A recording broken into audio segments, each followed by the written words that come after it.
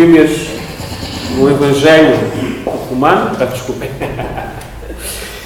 É um bom Evangelho, porque isso se nós pudéssemos dizer, podíamos meter Evangelho de Romanos, Epístola de Paulo aos Romanos, capítulo 1. Quantas vezes aparece a palavra Evangelho? 11 vezes. Nesta nossa versão, a Bíblia do século XXI, 11 vezes. E 5 delas logo aqui no primeiro capítulo, não é? Portanto, é o Evangelho. Nós temos aqui o Evangelho do nosso Senhor Jesus Cristo revelado a Paulo, no qual então ele deixa esta epístola à Igreja de Roma, assim também trazendo a cada um de nós a salvação que vem pela fé. Este livro que lida sobre este assunto, a justificação pela fé, não somente este assunto, e vai para outros mais, mas realça aqui esta realidade, que a salvação do homem, ela vem de Deus, esta fé que é um dom de Deus, não das nossas obras, como nós iremos também hoje falar um pouco.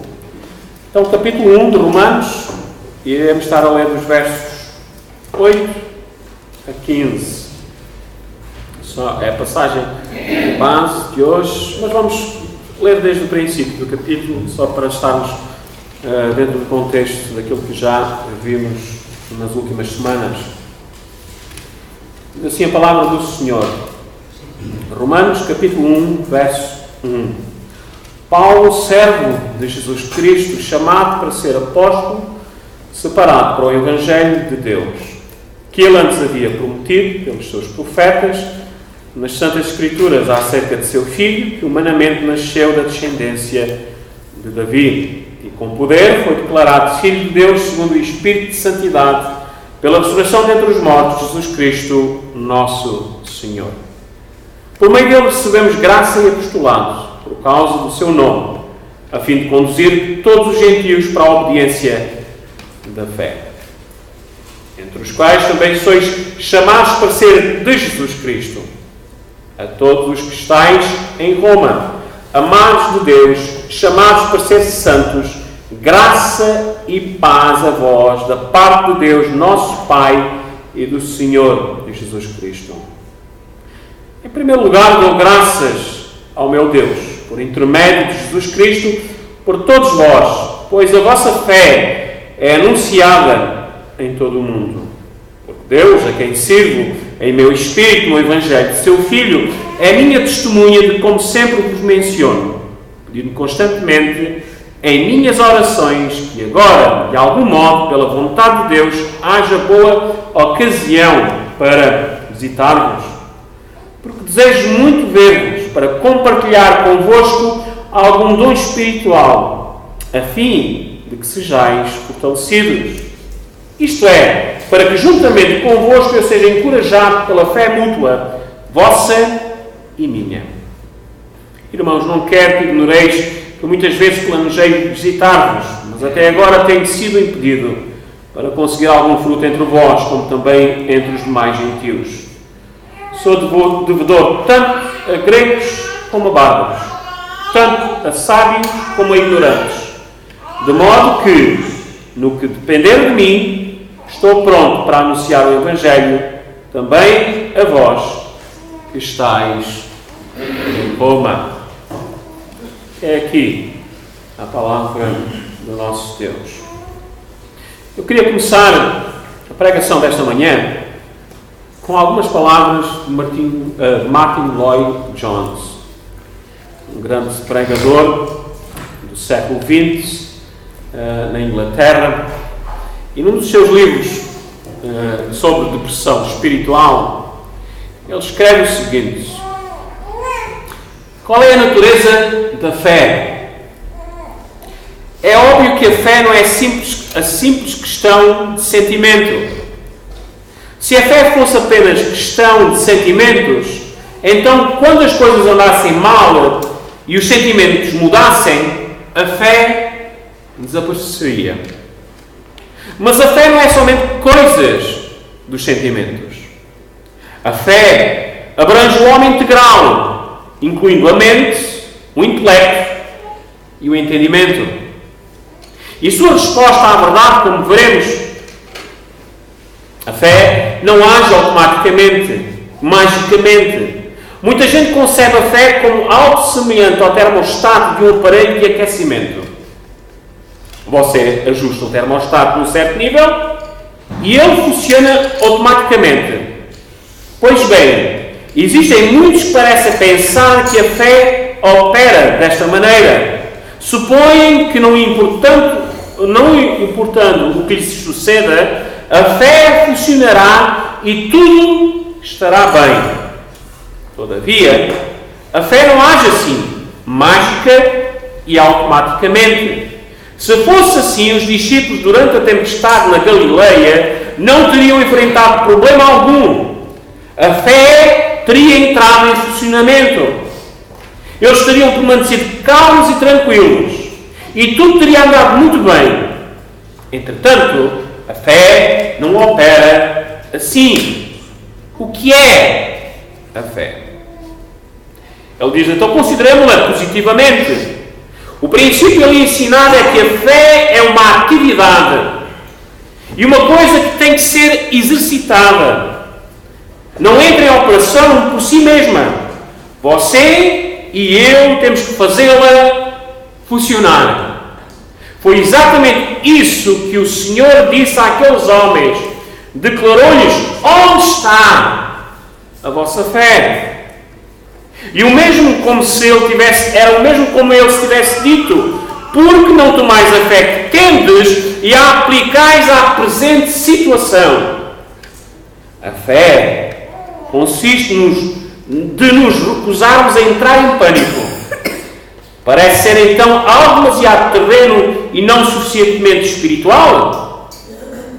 Isso é algo que pertence à própria essência da fé.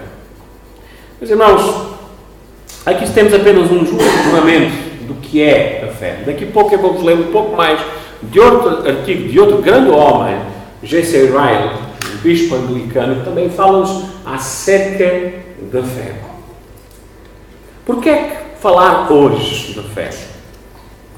Assim como hoje e no passado tem existido uma incompreensão em relação ao que é a fé. Segundo alguns filósofos e segundo a ideia de alguns homens e mulheres, é que a fé é um salto para o vazio, para a escuridão. É confiar que lá no outro lado existe alguém que nos possa apanhar e estejamos a salvos. Vejam, este homem, Martin Lloyd Jones, que era um médico por profissão, um homem culto, conhecedor das Escrituras, que se deu a estudar a palavra de Deus, não somente ele era conhecedor das Escrituras, mas era um homem culturalmente culto em outras áreas. Ele vai dizer que a fé, ela é muito mais do que algo mágico ou automático. Nem é isso. A fé, diz ele, abrange o homem integral, incluindo a mente, o intelecto e o entendimento. Vejam, a fé não é algo que é incógnito, algo que é duvidoso. A fé é racional. Ela tem base no que é verdadeiro. E ela mexe no entendimento e no intelecto e na mente do homem. Olharmos para a passagem de hoje, nós iremos descobrir o que é a fé cristã. O que quer dizer que eu tenho fé em Deus? Nós precisamos ter uma ideia correta disso mesmo. Vejam como é que começa o verso 8 da nossa passagem. Em primeiro lugar, dou graças ao meu Deus, por intermédio de Jesus Cristo, por todos vós, pois a vossa fé é anunciada em todo o mundo. Vejam, pelo resto do contexto que nós temos aqui, vemos que Paulo não se encontrava em Roma. As notícias para chegar onde é que ele estava levavam meses. Não era como hoje, que nós enviamos um e-mail e em segundos já está no outro lado do mundo. Ou uma carta que pode levar 4, 5 dias ou 15 dias a chegar. Mas mesmo assim, nós temos as notícias logo connosco. Paulo, ele vem a receber de parte de alguém este comunicado acerca da fé deste povo cristão que vivia em Roma. Ora, que cidade é esta, Roma? Se nós formos para o primeiro século, então nos apercebemos que era a capital de todo o Império Romano. Era ali que as coisas existiam. Era ali que estava então a verdadeira adoração ao imperador romano. Porque César, ele se reconhecia como um Deus. E nesta cidade idólatra, nesta cidade difícil de viver o cristianismo, vem aos ouvidos de Paulo acerca da fé dos cristãos em Roma. Nesta cidade dominante havia povo de Deus. Nesta cidade difícil de ser cristão, Cristo estava presente na vida de pessoas. E vejam como Paulo estava feliz por este grupo de crentes, porque a sua fé era evidente. Vejam, pois a vossa fé é anunciada em todo o mundo. Aqui há um uso das palavras que nós definimos como hipérbole, que é quando na escrita um exagero, porque nós sabemos que a fé cristã ainda não tinha chegado às Américas. Mas o que eu quero mostrar é onde é que ela já tinha chegado. Havia então este comunicado que havia povo de Deus na cidade de Satanás. Onde é que estava César? Meus irmãos, ninguém gosta de estar num contexto assim. Num contexto difícil. Num contexto em que é difícil de ser cristão. Mas ali estavam cretas.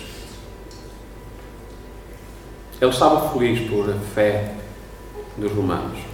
Agora, como é que nós vamos entender estas palavras de Paulo? Então, voltando a este assunto da fé, vejam, muitos têm em mente que a fé é algo invisível, algo que não se nota, algo que não se evidencia, algo que tem a ver muito comigo e nada com os outros, algo que eu vivo à minha maneira. E recreio em mim mesmo a ideia daquilo que é a fé. A fé, ela por definição, é aquilo que eu penso e não aquilo que as Escrituras definem. É preciso compreender o que é a fé. Sim, ela pode ser algo invisível, porque é uma ação do coração, como nós iremos ver quando chegarmos ao capítulo 10, no verso 9.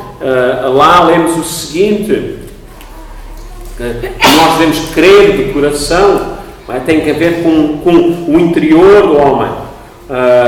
Capítulo 10, verso 9: porque se com tua boca confessares Jesus como Senhor e em teu coração creres que Deus o ressuscitou dentre os mortos, serás salvo, pois com o coração é que se crê para a justiça. Então, como é que algo que às vezes é definido como invisível pode ser então tão notório que Paulo até vem a saber da fé? A fé dos romanos. Meus irmãos, a verdade é que a fé, ela produz algo que é visível. Ela produz algo em nós. Ela é vivida, ela se nota. Ela não é simplesmente uma administração de palavras, mas ela é uma realização concreta, de atos concretos na vida daquele que se professa salvo em Cristo Jesus. E vejam, estes cristãos em Roma, eles eram conhecidos como crentes com uma fé operante.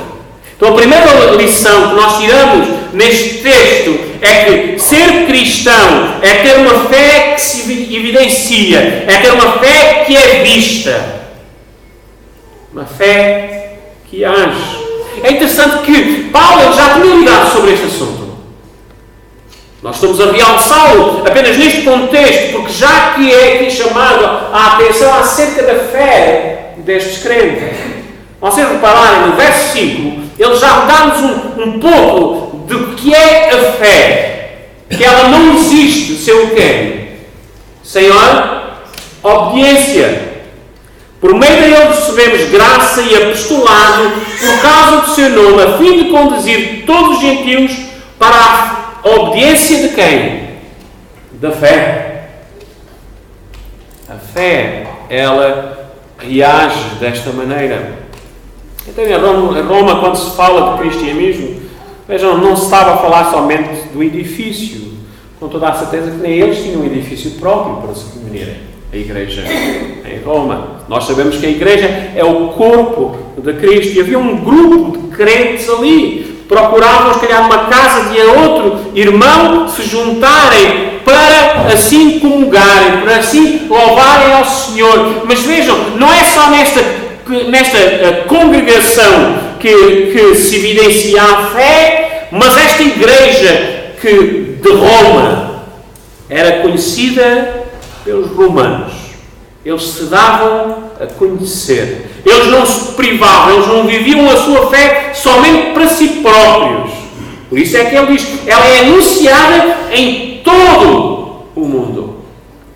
Está na boca do povo. O que é que o povo pensa de ti? Esta é uma pergunta que deve ser feita. O que é que aquelas pessoas que vivem comigo pensam acerca desta declaração que eu tanto gosto de trazer ao de cima, que sou salvo em Cristo Jesus? Será que eles conseguem ver em mim algo de Cristo? A Paulo estava tremendamente alegre, porque este era o testemunho que era dado. Ora, será que no nosso íntimo existe este desejo de sermos evidentes, de sermos reconhecidos em relação à nossa fé? Será que as pessoas, quando olham para mim, sabem que eu sou diferente? Vejam, ser diferente do resto do mundo não é estar aqui. Aqui já mostra algo, não é? Mas ser diferente do resto do mundo não é dizer eu sou cristão. Nós conhecemos pessoas que se dizem cristãs, que é terrível. O seu procedimento, a sua maneira de viver. Trazer a Bíblia debaixo dos braços, ou os iPads, não é? Ou os iPhones, ou os Androids, seja lá o que for, porque agora as Bíblias são digitais também, não nos faz nem mais nem menos cristãos. Ou temos um grande peixe lá atrás, colado no carro. Sou uma pessoa de fé. Se vocês fossem ao Brasil, vocês iriam ficar deslumbrados por cada frase que nós vemos nos carros lá atrás. Este carro foi ganho por Cristo, não é? Todas essas coisas. Então nós ficamos deslumbrados aqui. Isto é fé por todo o lado. Fé que dentro deste ambiente que se diz, não têm problemas em nenhuma de viverem de desacordo com a palavra de Deus. Mas continuam a dizer assim, que eu tenho fé em Deus. Meus irmãos, a fé, ela é uma fé que vive Cristo. Por isso é que Paulo, quando ele começou mesmo esta carta, ele diz, Paulo, servo de Jesus Cristo. Nós já vimos que este termo tem a ver com escravo, é o que está lá no grego. Mas o que é um escravo que é completamente com a ideia daquilo que nós temos de escravo. Não é? Paulo, o que ele diz que quer demonstrar ali é que ele estava dado por completo a Cristo. Ele vivia somente a Cristo. E, meus irmãos, a fé, ela se evidencia ao ponto de Tiago e dizer daquela prostituta de Rabi a sua fé. Uma fé que se evidencia porque ela fez alguma coisa. E, meus irmãos, às vezes pensamos que é os grandes líderes religiosos que têm grande fé. Não é? É interessante que Tiago podia ter ido buscar outros exemplos de fé. E ele vai buscar o quê? Primeiro, um exemplo para todos os judeus. De quem? O pai dos judeus, que é Abraão. Não é? E depois, para chocar os próprios judeus, vai buscar quem? Raabe. Meus irmãos, que tipo de fé temos nós? A fé então deve ser vivida. Paulo disse, não mais vivo eu, mas Cristo vive em mim. As pessoas podem dizer, isto é quase fanatismo. Os meus irmãos, se amamos alguém, nós corremos atrás deles. Vivemos para essa pessoa. E se nós dizemos que amamos a Cristo, Ele é tudo para nós. Porque Ele se fez tudo para nós. Então, que maravilha será quando a nossa fé pode ser vista dia a dia no nosso viver. Então, o que é que nós podemos aprender aqui? Há muita coisa que nós podemos tirar desta realidade da fé. Eu agora quero apenas chamar a atenção. Ela vai nos trazer que aquele que é salvo, ele manifesta uma fé que é obediente, porque fé que não é obediente, ela é quem é morta. Então, J.C. Ryle ele vai dizer estas palavras. Existem dois meios pelos quais um homem pode perder a sua alma. E quais são eles? Vejam, ele pode perdê-la por viver e morrer sem nenhuma fé. Ele pode viver e morrer como um animal, como um ímpio, sem a graça e incrédulo. Isso é o normal. É dessa maneira que nós olhamos para o mundo. Estas pessoas que não têm a fé, que são ímpias, que vivem no pecado, sim, não acreditam em nada e vão para o inferno. Este é o caminho seguro para o inferno, diz J.C. Ryle. Cuidado para não andares por ele. Mas lembrem-se, ele diz, existem dois meios pelos quais um homem pode perder a sua alma. E o outro é o seguinte, ele pode perder a sua alma por aceitar determinado tipo de fé. Ele pode viver e morrer contentando-se com um cristianismo falso e descansando numa esperança sem fundamento. Este é o caminho mais comum que existe para o inferno. Meus irmãos, existe uma fé que é inútil. Há uma fé que é inútil. Vamos lá para Tiago e vamos ver uma fé que é tremenda, que é grandiosa, mas ela é inútil. Tiago, capítulo 2.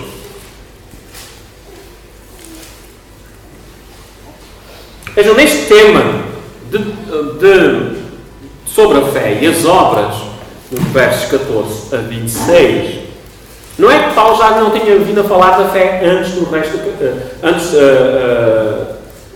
nos ciclos anteriores, em que fala acerca do rico e do pobre, darmos primazia ao rico quando ele se aparece e o pobre fica apelado. E a palavra do Senhor chama-nos aqui que nós não devemos discriminar ninguém. Vejam, porquê? Porque ele já está a dar um pouco do paladar como é que a coisa funciona.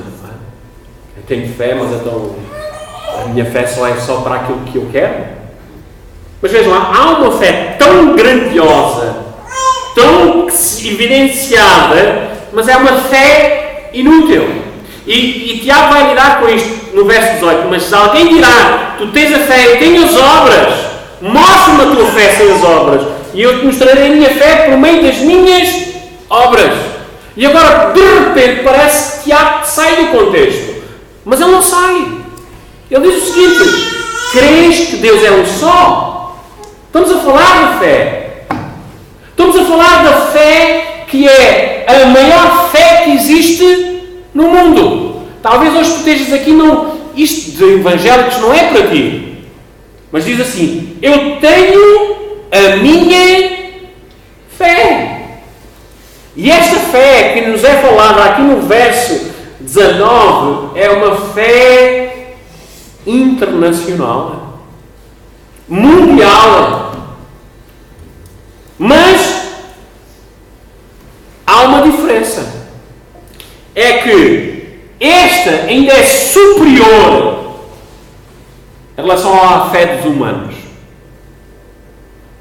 Mas é uma fé que nos condena também. Crês que Deus é um só? Fazes bem. Pois os demónios também creem e estremecem. Vejam, numa fé inútil, porque não lhes é dado, eles não voltam para Deus, demónios são anjos caídos, rebeldes, que não querem saber nada de Deus. Mas, meus irmãos, essas criaturas, que são criaturas criadas por Deus, que se rebelaram contra Deus, assim como o homem se rebelou contra Deus, em maneira alguma eles olham para Deus e zombam dele. Eles estremecem. Porquê? Como nós lemos lá no Salmo há pouco, o dia da ira de Deus virá. E eles sabem aquilo que está para vir para eles. Mas é uma fé inútil, não lhes traz qualquer segurança. E a fé do homem, esta fé mundial que existe, é uma fé inútil, mas ausente de temor.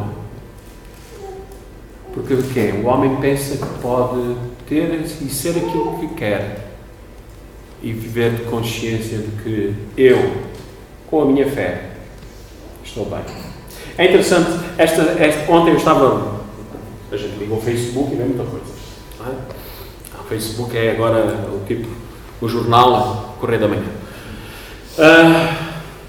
Eu estava lendo, alguém aqui de Sines meteu uma referência sobre as coisas boas que já tinha feito e as coisas más.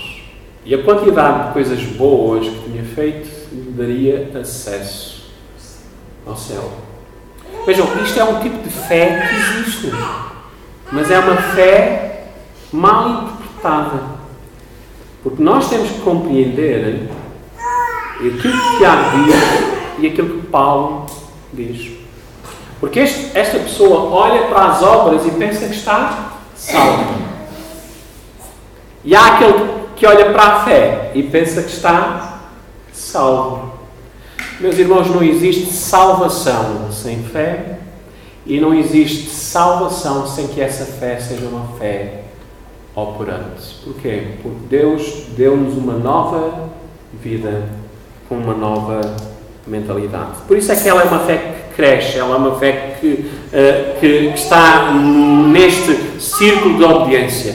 A fé é verdadeira e a fé é obediente. Vamos considerar alguns versos. Nós já vimos o verso 5 do nosso capítulo de Romanos, que nos fala acerca então desta fé com obediência. Por meio deles recebemos graças e apostolado por causa do seu nome, a fim de conduzir todos os gentios para a obediência da fé. Se nós formos para o capítulo 10, um pouco mais à frente, no verso 16 e 17 de Romanos,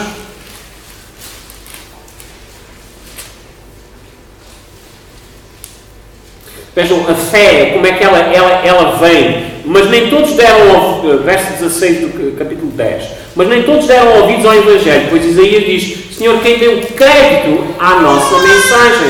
E agora vejam o verso 17: porque a fé vem pelo ouvir, e o ouvir pela palavra de Cristo. Nós ouvimos, nós reagimos à palavra do Senhor, e este reagir é o quê? É a obediência.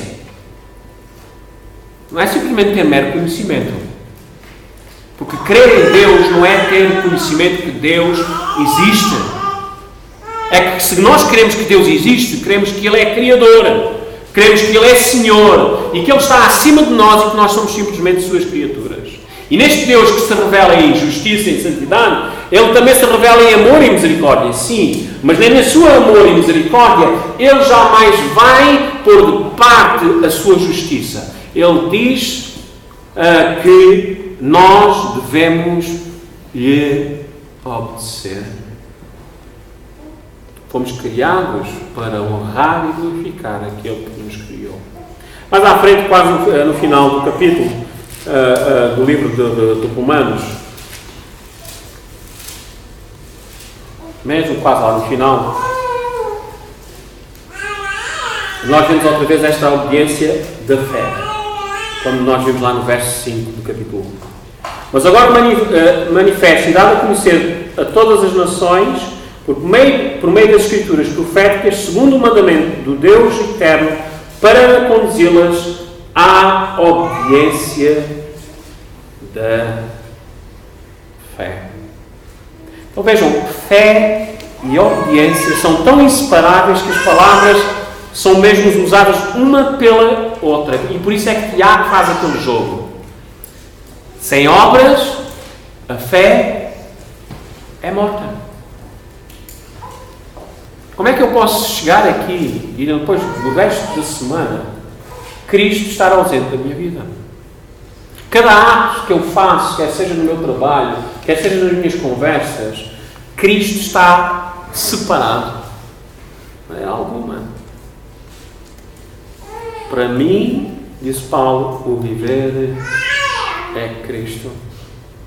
Então, que essa seja uma realidade. Que a fé, ela seja bem evidente. De tal maneira que ela seja anunciada em todo o mundo. Em que maneira as pessoas conhecem pelas nossas ações. Aqui está um homem de fé. Ama o seu próximo. Se vê o rico com o seu anel e com toda a sua glória, ele não é mais do que aquele que o pobre que vem aqui dentro, que cheira mal. Mas cá está. Não há primazias. O nosso amor para com um e para com o outro deve ser igual. Devemos amar o nosso próximo. Mas a fé, ela se revela na nossa maneira de agir. A fé não é orar e dizer assim: meu Pai Celeste, tu sabes muito bem que o meu irmão que está aqui ao meu lado, sentado, está passando por dificuldades, não tem pão para comer, mas, Senhor, dá-lhe qualquer coisinha para que ele possa, Senhor, ter a sua barriguinha cheia. Isso é fé. Devemos orar assim. Mas deixa de ser fé quando eu vou-me embora e não ajuda essa quem? Essa pessoa. É religiosidade. É sentir-me bem comigo próprio. A fé, ela é obediente. E vejam, a fé, ela cresce, ela se fortalece. Porque Paulo, ele diz: eu tenho este desejo tão grande de estar convosco, de testemunhar, de falar de Deus a vós, de compartilhar convosco algum dom espiritual, a fim de que sejais fortalecidos. Esta fé que se junta, esta fé que se fortalece. Verso 12 ele diz: isto é, para que juntamente convosco eu seja encorajado pela fé mútua, vossa e minha. Vejam, o desejo de Paulo era de estar com os irmãos de Roma. O desejo de poder compartilhar, de encorajar aquelas pessoas com o Evangelho de Cristo. Vejam, a fé, ela não fica parada. Ela cresce em conhecimento. Porque ir lá se eles já estão fortalecidos? Porque se a fé, ela é anunciada, então estamos aqui a falar de pessoas são fortalecidas. Mas não, Paulo diz: eu quero ir lá e fortalecer mais. Meus irmãos, nós temos que nos agarrar uns aos outros. Porque há momentos na nossa vida que a coisa é complicada. Talvez hoje seja esse o momento da tua vida. Há momentos em que eu digo: Senhor, se Tu és meu Pai, porque é que o ímpio que vive ao meu lado prospera? E eu que sou Teu filho estou passando por dificuldades. Falamos da mesma maneira que Asaf. Mas às vezes não sabemos o resto. Então é preciso estarmos juntos e dizer: o Senhor está contigo. Não olhes para as coisas materiais sabendo que neste mundo, quer sejas tu, quer seja eu, nós passamos por dificuldades. Sabemos que o Senhor dá conforme Ele quer. Não é? Não quer dizer que nós sejamos mais ou menos. Às vezes o que temos a mais é pior do que termos a quem? A menos. Porque às vezes agarramos mais às coisas deste mundo e isso nos separa cada vez mais das coisas do Senhor. Mas, meus irmãos, tenhamos consciência no meio destas dificuldades, se nós vivemos uma fé mutuamente, nós nos fortalecemos. E a Igreja de Cristo precisa se fortalecer. Porquê? Porque nós somos dizimados com um Evangelho que não tem nada a ver com o Evangelho de Deus. Um Evangelho que é dissimulado, que é anátema, que é maldito. E às vezes, quando passamos por dificuldades, por provações, desesperamos logo, esquecendo que o nosso alvo e aquilo que ambicionamos não é o hoje, mas é o quê? É o amanhã. Porque sabemos aquilo que está reservado para nós. Uma herança incorruptível, incontaminável, que não pode murchar, que está lá nos céus para cada um de nós. Meus irmãos, são apenas da nossa vida toda. Os nossos problemas de hoje, se nós pudéssemos contá-los em termos de tempo, nem chegam a um segundo, comparado com a eternidade que nos está reservada. Então vivamos com fé, na obediência, seguros que o Senhor está conosco sempre. Que a nossa fé seja evidente e que nós juntamente possamos nos fortalecer. Vejam, então a fé não fica parada, ela cresce em conhecimento. Há uma disposição de juntos como corpo de Cristo viver essa fé e fazê-la mais forte. Paulo tinha este desejo, está com os crentes de Roma, que haja o mesmo desejo em nós. Juntar-nos para nos encorajarmos uns aos outros em nos fortalecermos na fé que é mútua. E vejam, também é fé que não difere. É uma fé mútua. Vossa e minha, diz Paulo. Ela não difere. Não há como dizer assim, hoje aqui, eu tenho a minha fé. Tu tens a tua fé. Em algum contexto, até isto pode estar certo. No sentido em que a minha fé ela está mais forte do que a tua. Mas ela não difere na pessoa. Que é a pessoa de quem? De Cristo. E o Cristo que é para mim é o mesmo Cristo que é para ti. Ele não muda. Nós não podemos dizer que Ele ama mais a mim ou menos a ti, ou ao contrário. Ele cuida de nós sempre olhando para o nosso bem-estar.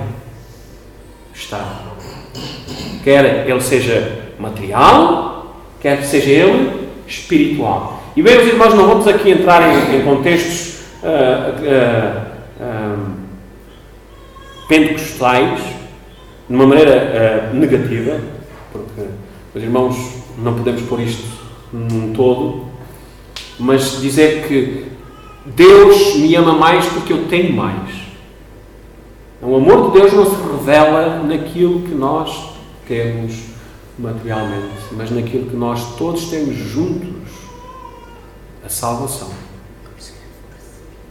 E neste tempo, neste segundo da nossa vida, cada um vivendo a fé que é mútua, reconhecendo que estamos juntos para a batalha, seja ela lá aquela que seja para enfrentar, quer seja com menos facilidades ou com mais facilidades, nós vivemos com uma disposição única para a glória de Deus. E em tudo darmos quem? Graças. Em tudo darmos graças.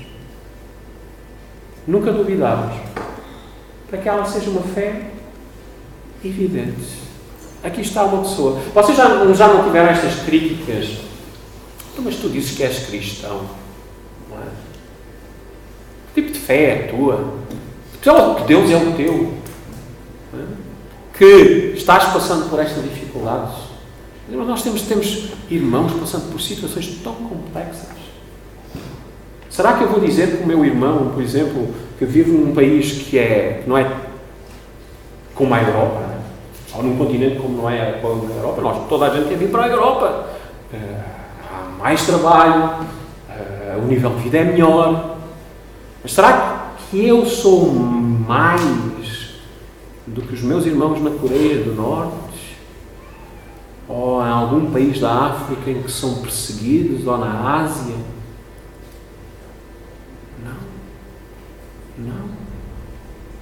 Não somos.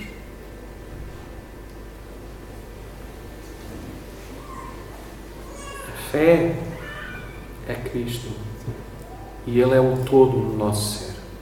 Que a nossa fé possa estar bem enraizada nele. E que não vivamos pelas circunstâncias, mas vivamos por Ele. Ela é única, ela não se diversifica. Eu não tenho o meu Deus e tu tens o teu Deus. Só há um único Deus verdadeiro. É um Deus que se revelou na pessoa do seu Filho, como diz lá em Hebreus. Assim como já tinha falado pelos profetas, hoje fala pelo seu Filho e nos foi dado aquilo que nos foi falado por eles nas Santas Escrituras. Fora dele, estamos adorando aquilo que não é. Então vivamos a fé. O que é que eu posso aprender daqui? Se cremos verdadeiramente em Jesus, se dizemos que temos fé em Deus, nós iremos obedecê-lo sem hesitação. O verdadeiro cristão não tem motivos para separar aquilo que Deus uniu. Eu não posso dizer, eu sou crente, mas eu não vivo a fé cristã. Eu sou benfiquista, mas eu não vou ver os jogos do Benfica. Vou sempre aos jogos do Porto. É um exemplo que é ridículo, não é? É a mesma coisa que dizer, eu sou cristão, mas eu não vivo a fé cristã. Eu sou. Se fôssemos falar em termos de cotas, não é? Eu sou benfiquista e não pago as minhas cotas. Nós somos, não é? Mas não estamos lá a 100%. Temos um conhecimento, somos, como é que se diz? Aqueles que não são sócios, simpatizantes. Então nós podemos dizer que há muitos cristãos, pessoas que se dizem cristãs, mas verdadeiramente não são cristãs, são simpatizantes.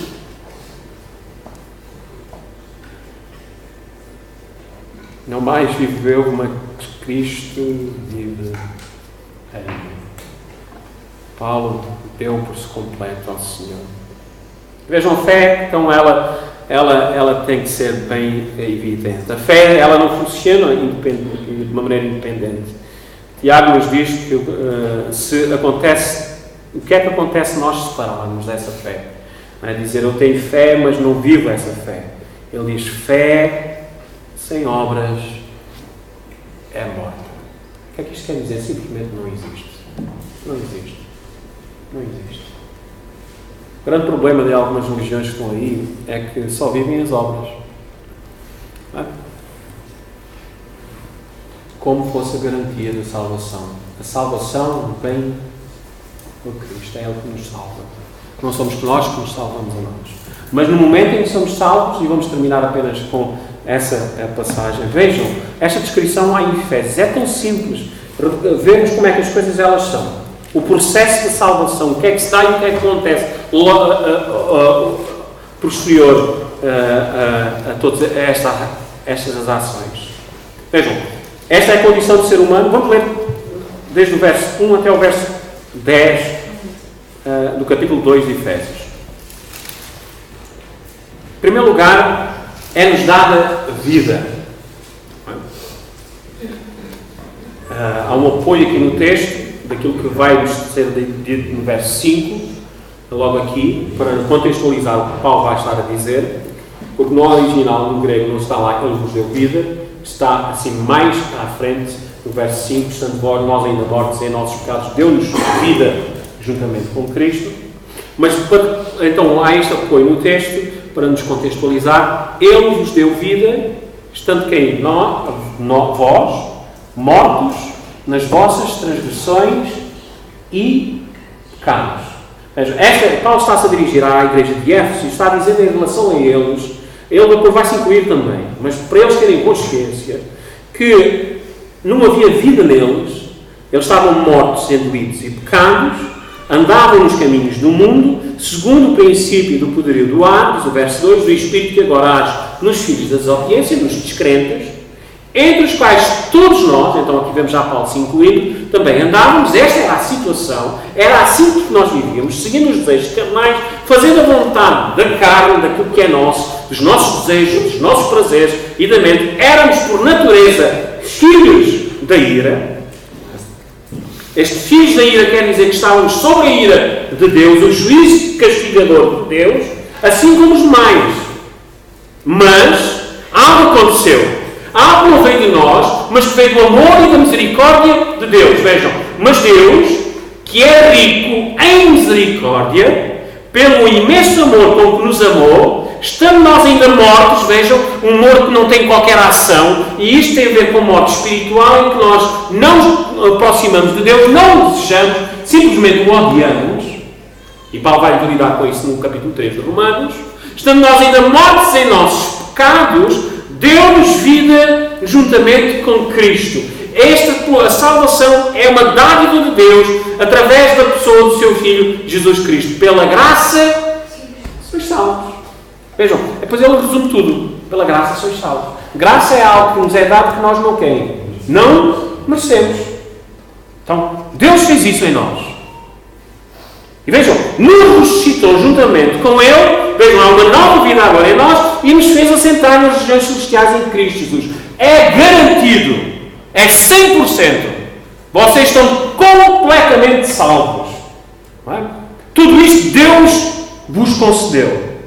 E Ele fez tudo isto para mostrar nos séculos vindouros a suprema riqueza da sua graça pela sua bondade para connosco em Cristo Jesus. Ele poderia não fazer. Mas Ele fez. Ele quer mostrar ao mundo, a todas as suas escrituras, que Ele é um Deus de amor e de misericórdia. Então, resumindo, porque pela graça sois de quem? Salvos. Por meio da fé. E vejam, agora, e isto não vem de vós. O que é que não vem de nós? A fé. A fé é que é um dom de Deus, que Deus nos concede para que nós possamos nos chegar a Ele. Porque isto não vem de vós, é dom de Deus. E vejam, mas eu tive a minha fé. Eu simplesmente houve aquele dia que eu quis, que eu vim, eu busquei e fiz. Mas, verso 9, não vem das obras para que ninguém se orgulhe.